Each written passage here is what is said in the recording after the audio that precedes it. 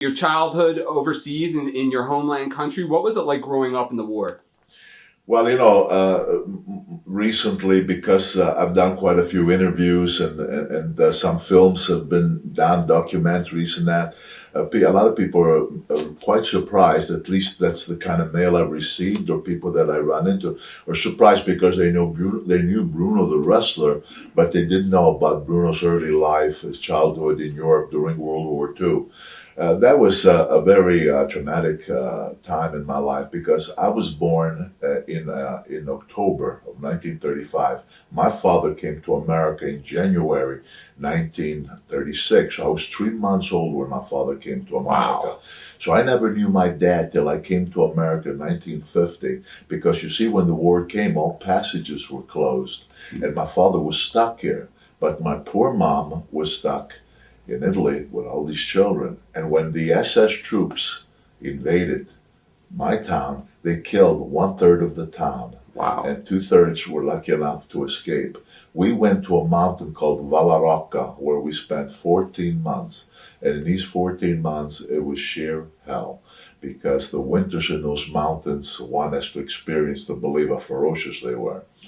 The food situation was horrendous. My mom used to sneak down from that mountain, which would take a day, and sneak into our town while the Nazis were sleeping upstairs. She would go in the back of our home and get in because we lived off our land and we made provisions for the winter. Mm. And she would get some potatoes, some corn, some wheat, whatever she could get her hands on. And then we would ration it up in that mountain, eat a little bit of time so that mom wouldn't have to make the trip. But when winter was so bad, there were days when you just lived on snow alone. Wow. And as a result of this, a lot of young children died, a lot of older people died, a lot of sickness. It was extremely, extremely difficult time. And we were there for 14 months, like I say. When the last battle was fought in my town and we were given words that we could come back, I had to literally be carried by my mom because I had been so sick during the war. We found out later that I had come down with rheumatic fever. Wow. Now, how lucky can you be? Most people, not most people, let me take it back because I'm not a doctor. A lot of people, even with medical care, go through horrible times and many times don't even make it. And here I was under these conditions. 3 years I was laying there in our home by a little stove that my mom had. She kept feeding wood to, and with a blanket laying on the floor, and she would turn me over. And they put leeches on my body. The theory was that this would take the poisonous blood out of you.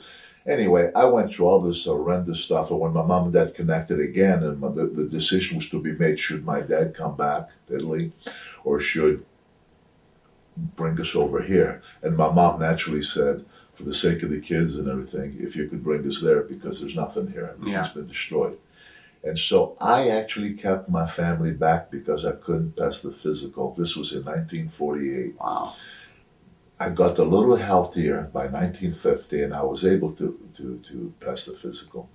But when we came to America, that's why it's stories like people say, come on, because when they saw me at the height of my career when I was 275, they couldn't believe that when I was 14 years old, I weighed like 80, 81 pounds. Yeah. But it was because of all that. Yeah. And in fact, when I came to America, that's the kind of shape I was in. I mean, I was really, really, I wasn't the 97-pound weakling. I was the 80-pound weakling. Wow. Wow. What did you do when you first got to America? Well, there again, as a child in the old country, not knowing anything, I used to hear of America and the expression in my town and people who had been in. They used to say the expression was that America, that the streets are paved in gold, because this is truly a land of opportunity. And I took that literally as a young boy, 8, 9 years old, and I thought that, wow, America is so rich. And I envisioned in my mind that all you would see in America is palaces and villas and whatever. So you can imagine that when we came to America, and we got on a train to go from New York to Pittsburgh. First of all, Pittsburgh, if you go back to 1950, a lot of people know its history of the steel mills. Mm-hmm. And my father, because he never drove or couldn't drive, he bought a home that was going to be close to where he worked, which was the steel mills. My dad had worked in the coal mines for years, but now he got a job at the steel mills in Pittsburgh, okay? So when you left my house, when you got out of my front door of my house and you made a right turn, you went about a block down. It was seemed like about 100 steps, and it took you right to the mill where my father worked. But the thing about the mill in those days is you never saw the sun. It was Pittsburgh used to be known as the Smoky City. Wow. Because of those steel mills. It was not very pleasant. So anyway, imagine this, me having got this picture of America. Right. As all these palaces, and here my poor dad had bought this old house. Yeah. That's all he could afford, and he was making payments, not like paid for. In fact, he paid $6,000 for this house. Wow.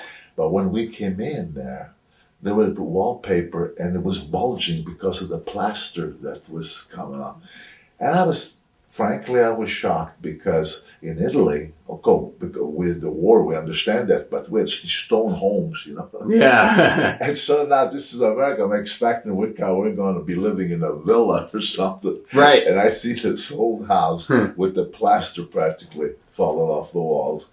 And I must say, it was quite a surprise. Yeah. But of course, it didn't take that long to understand and realize that how fortunate we were to have made it to America. Yeah.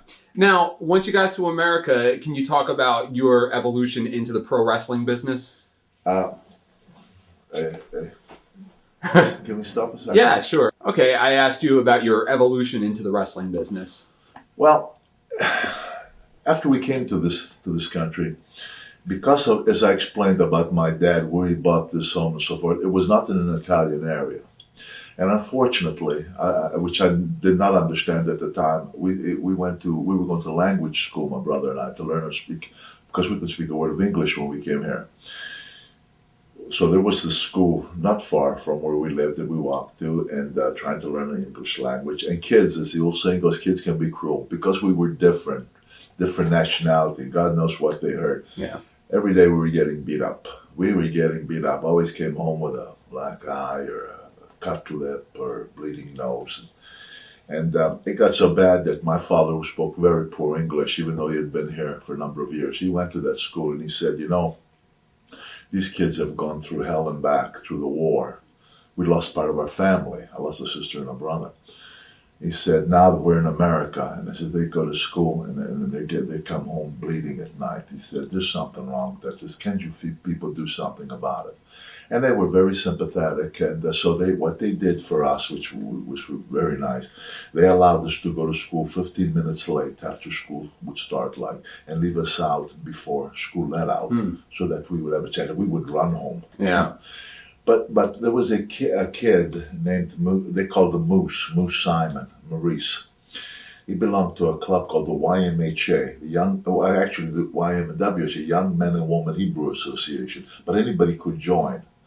And he felt sorry for us, and he said, because he lived in my neighborhood. Okay. And now we're picking up the English language, not well, but we're starting to communicate a little bit. And he said, why don't you come to the Y with me, he says, and I'll show you an exercise. And I don't know what he was talking about because I'd never heard of weights, never seen weights, not in those mountains where I was born at, Yeah. I mean, you have to see those mountains. Who ever heard of anything like that? And I walked with him on a Sunday. We went to the YMHA. And when I went in that gym, I seen guys, at least in my eyes at that time, they looked pretty darn good. These guys were working out with the weights, And they looked, I thought, wow. And I seen these weights, and I thought, what in the world? I didn't understand it because I never seen it. I don't know what weights were. Yeah. And so I was asking him, I said, you mean by doing that you can get, muscles like that? He says, yeah. And he himself looked pretty good, because he worked out somewhat. Oh, I wanted to do this, and I'll never forget the membership was $12. Yeah, this is in close to towards the latter part of 1950. Okay. So we got the $12 by cutting people's grass. Wow. We would go cut people's grass, and they give you a quarter, they give you 50 cents, but it raised $12, and I joined the Y. Wow. And I will tell you this: that when I went to the Y, believe me, it was almost embarrassing. I could lift nothing. I mean, just a little empty bar net. But despite that, it was something about it that when this guy was showing me a little bit, but I was using feathers, like I say. Despite all that, I got a feeling that this was for me. Wow. that something really positive was going to come out of this. Watch thousands of exclusive shoot interviews right now on TitleMatchNetwork.com.